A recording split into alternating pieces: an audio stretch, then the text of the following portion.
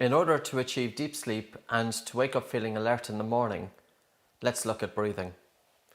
If you're breathing through an open mouth during sleep, your breathing is likely to be shallow and fast, and this is more likely to awaken you from sleep. So mouth breathing will also increase the risk of snoring through the mouth, of course, and obstructive sleep apnea. When the mouth is open, resistance to breathing is higher during sleep. In actual fact, the mouth during sleep imposes a resistance to your breathing that's 2.5 times that of the nose. When the mouth is open, the tongue is not able to rest in the roof of the mouth, and as a result, then the tongue is more likely to encroach in the airway, narrowing the airway and increasing the risk of collapse. If the airway collapses during sleep and we stop breathing for a period of time of 10 seconds or more, that's called an apnea. During an apnea, blood oxygen saturation can lower, carbon dioxide levels can increase, and this will arouse the sleeper out of deep sleep. So, to achieve deep sleep with minimum risk of sleep disorder breathing, the first point that I would say, nasal breathing, is of utmost importance. To downregulate before sleep, it's important that the last 10 minutes before you go to bed are devoted to switching off. Overstimulation of the mind and a racing mind can impair sleep quality. And if you know yourself, if you've had quite a bit of stress during the day and your mind is quite active and the mind is racing, it's difficult to fall asleep so readily. So how do we learn how to switch off? This exercise is exactly that. How to switch off, how to downregulate to help achieve optimal sleep. For this exercise, you can do it while maybe watching TV or just downtime in the evening, just before you go to bed. You can put one hand on your chest and one hand just above your navel and to tune into your breathing patterns. Feel the slightly colder air coming into your nose and to feel the slightly warmer air as it leaves your nose. And as you feel the airflow coming in and out of your nose, gently soften the speed of your breathing. Slow down the speed of the breath to the point that your breath into the nose is so calm and so quiet and so still. And at the top of the breath, bring a total feeling of relaxation to the body, that you're having a relaxed and a gentle breath out. When you need to breathe again, take a very soft and light and slow breath in. So the breath in during this exercise is so slow, almost imperceptible. You cannot hear it and you can hardly feel it. You're taking a very soft and light and slow, gentle breath coming into your nose and a really relaxed and a slow and gentle exhalation. The exhalation is slow and prolonged, about 1.5 times the length of the inhalation. The exhalation is passive, almost that the air is just leaving the body effortlessly. The objective during this exercise is to breathe less air.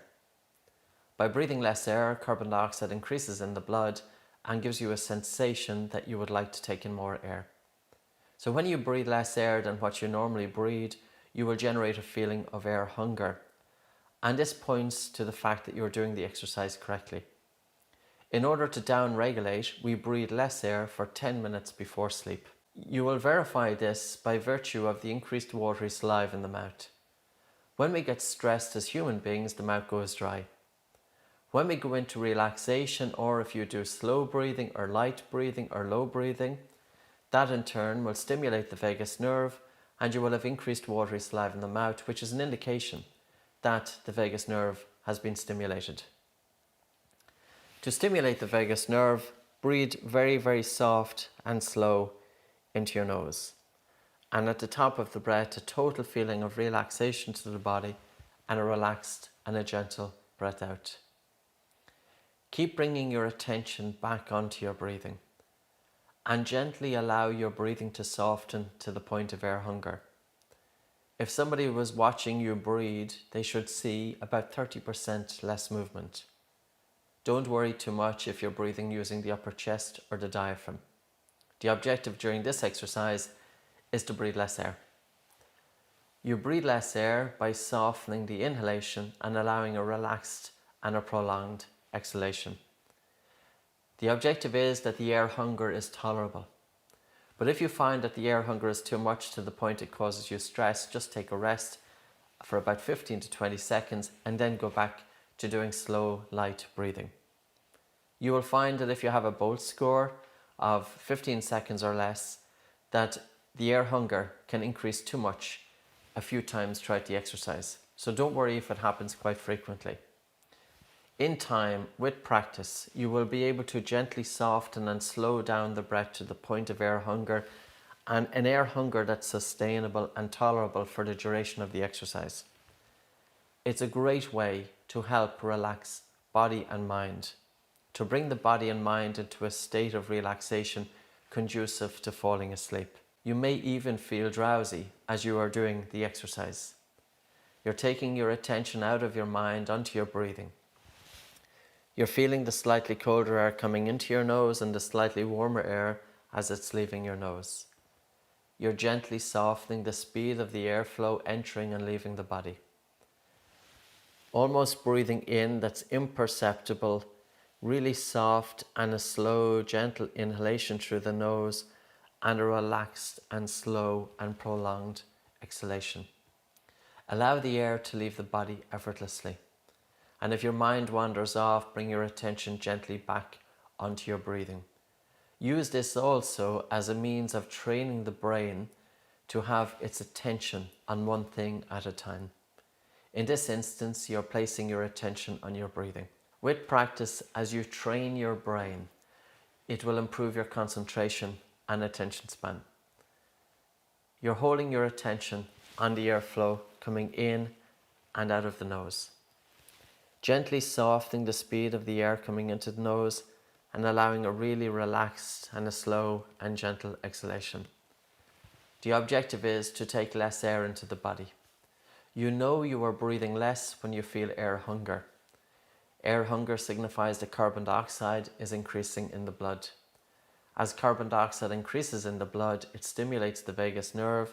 It also helps to open up your blood vessels, to improve your blood circulation, and it also helps with increased oxygen delivery from the red blood cells to tissues and organs, including the brain.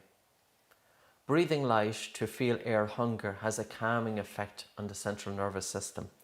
It calms the brain. The brain receives more blood flow. The brain receives more oxygen. Ironically, many people feel that in order to increase oxygen and blood flow to the brain, one must breathe more. However, that is simply not correct. Many of us can testify that if you were to take 5 or 10 big breaths in and out of your nose or mouth, that you can feel lightheaded. This exercise with slow breathing and light breathing is a down regulator. This is helping to reduce the effects of stimulation throughout the day. Social media, workload, worries, anxiety, all of these things will impact our ability to fall into a deep, deep sleep. The ingredients necessary for deep sleep are nasal breathing with the tongue resting in the roof of the mouth, breathing light, breathing slow, and breathing low. This exercise is focusing on breathing light.